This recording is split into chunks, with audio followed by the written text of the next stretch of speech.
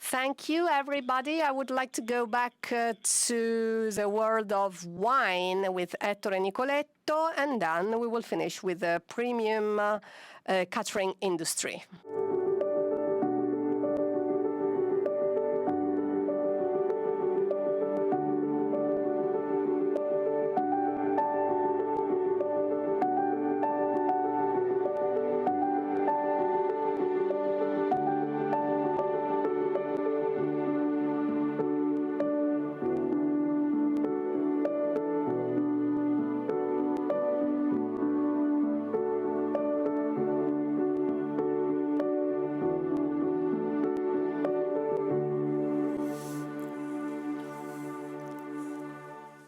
Bel marchio Bertani, parliamo di...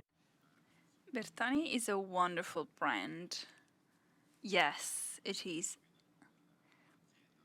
And I think it's the brand that gives the name to the group, correct? Yes. Well, you've been working in Santa Margherita for many years, and when did you switch to Bertani?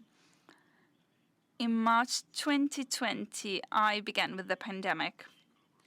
So you closed a cycle and began this new adventure. So what was interesting to you about Angelini's family project? Well, the size, because Bertani Domains is a middle-sized company, and the Angelini family, the owners are the group. So this group develops 1.7 billion in turnover, and the family decided to choose a manager with significant experience in other wineries to help their own winery grow. Our turnover is 25 billions. We want to quadruple this figures, and this is the core of my mandate.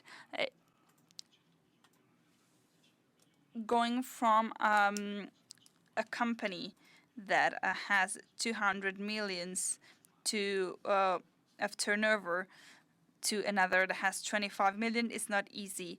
I would like to do what I did with Santa Margherita, but I have much less time. But I'm quite optimistic about this. I guess it's going to be easy to quadruple these figures in make or buy. I think you have all the resources available, so how would you like to reach this 100 million euros? I'm very optimistic about organic growth because some brands, including Bertani, have some non-expressed potential.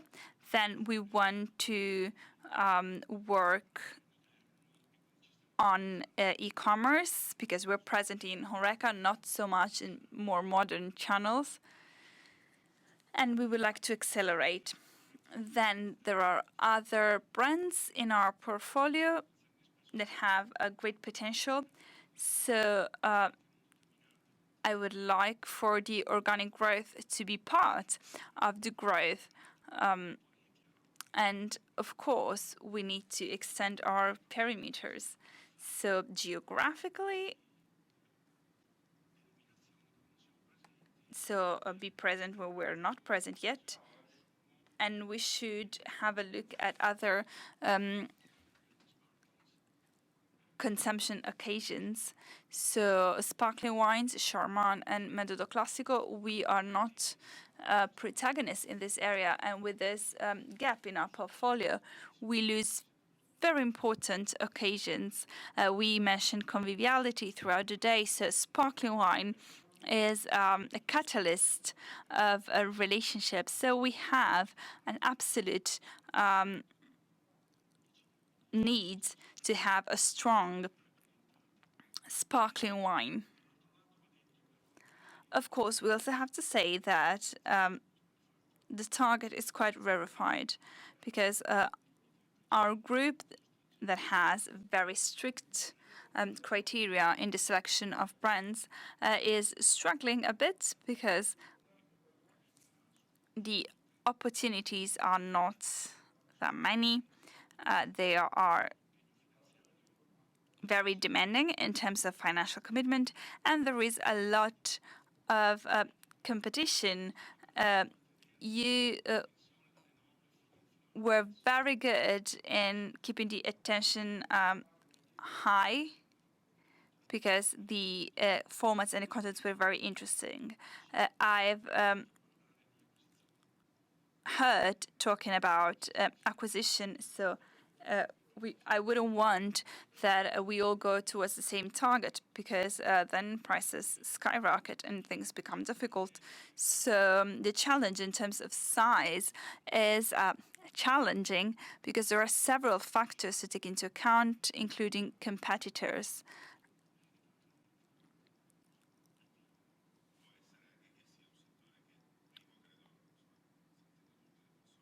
This sector seems to be quite strong because everyone mentioned results equal or above 2019. So I think this attracts good investment. And this sector is under the spotlight now, so it's quite attractive for investors. But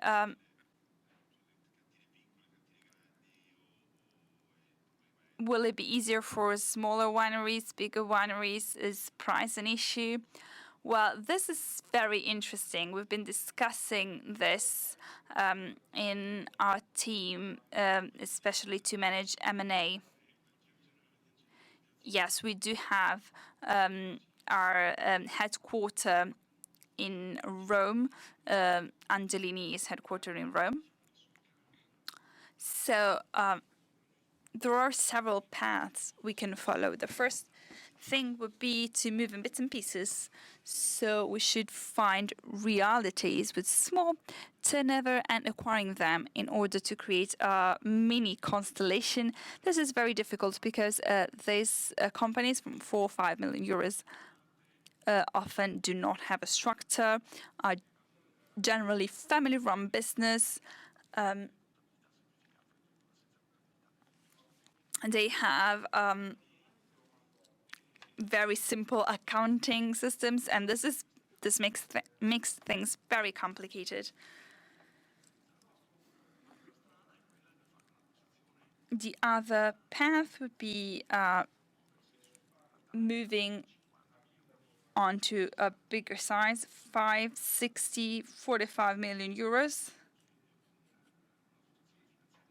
which of course calls of strong financial investment, but that really helps you doing this leap. Generally, these companies are more structured, more managed, so the M&A activity and future integrations can be more fluid. A third option would be a Fanta business.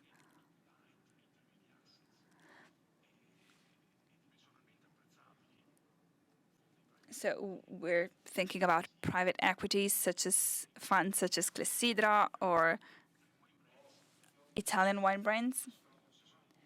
They moved on big size plane. So the third option would be to stimulate a potential combination or partnership with another group. In our case, even a bigger group. So there are 3 paths that we are considering, and we are negotiating. So you're working in parallel on these 3 paths. I guess it is quite complex. When you talk about relationship with bigger companies, so this 100 million groups is focused on premium only, because big companies have more commercial oriented.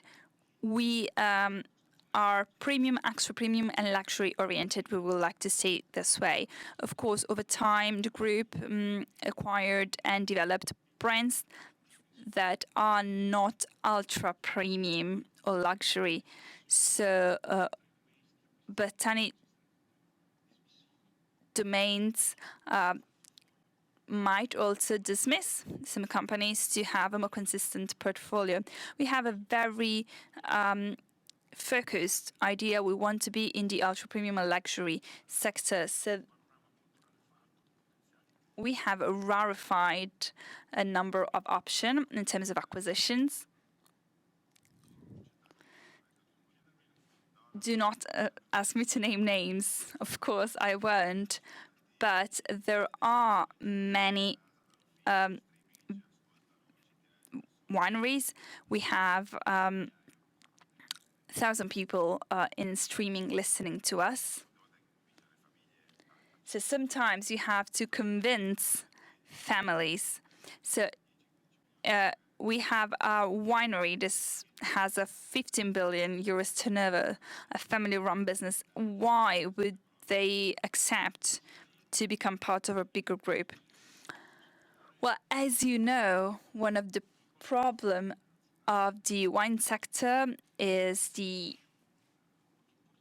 generational gap. There's an issue, and families often do not have, well, they do have a relay, but not somebody who can take the relay. So they are struggling. We are offering assistance. We offer structure, organization, but we don't take it all, because we offer to the sellers to be part of the equity with a substantial percentage in order to be able to benefit of our support, and we create a development so the family can help manage.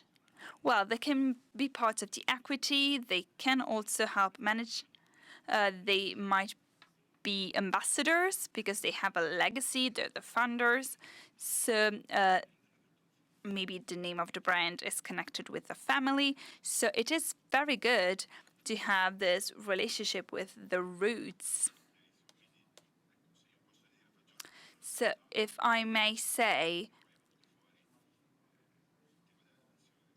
we talked about sizes. So if we want to move from B2B to B2C, develop the internationalization, manage digital, I think size is crucial. So I think